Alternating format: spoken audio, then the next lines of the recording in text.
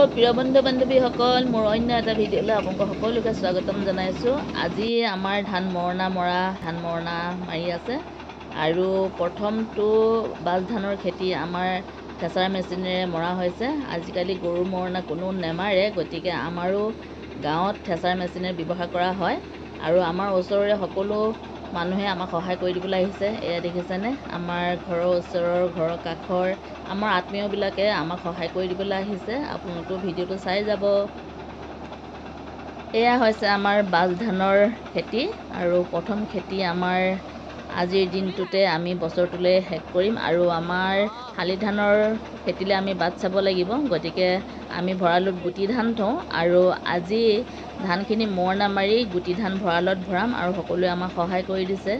এয়া আমাৰ মায়ে আমাৰ কামখিনি চাই আছে, কাৰণ বহি থাকিব নোৱাৰে আৰু আমি কাম খুব সোনকালে কৰিব বিচাৰিছোঁ, কাৰণ বতৰটো বেয়া, বৰষুণ দিওঁ কৰিছে।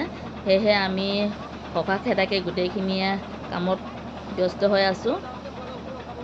আমাৰ ফালে প্ৰায় গৰুৰ আজিকালি ব্যৱহাৰ নোহোৱা হৈছে, সেয়েহে গাঁৱত আজিকালি থেচাৰ মেচিন ব্যৱহাৰ কৰে।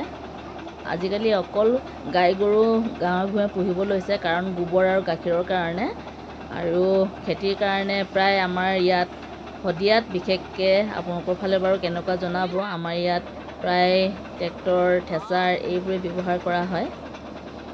আৰু এয়া দেখিছেনে, ওপৰত আমাৰ ককাই উঠি আছে আৰু ধানখিনি বস্তাত ভৰাই ওপৰত ভঁৰালত দি আছে।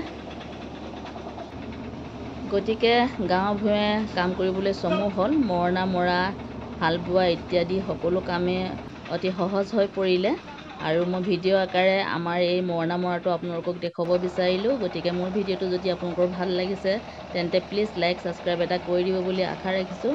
মই থেচাৰ মেচিনটো সম্পূৰ্ণৰূপে আপোনালোকক দেখুৱাব বিচাৰিলোঁ, সম্পূৰ্ণ এপাক ঘূৰি আপোনালোকক দেখুৱাই দিলোঁ। আৰু এয়া দেখিছেনে, আমাৰ দেউতা হয় আৰু অসমীয়াত কথা এষাৰ আছে, 4 আঙুলিয়ে যিমানে আপুনি ঠেলিব বিচাৰে, বুঢ়া আঙুলি নহ'লে নহয়। গতিকে দেউতাই অকণমান আমাক সহায় কৰি দিলে। আজিৰ ভিডিঅ'টো ইমানেই। পুনৰ লগ পাম নতুন এটি ভিডিঅ'ত। আজিলৈ তেন্তে বাই বাই।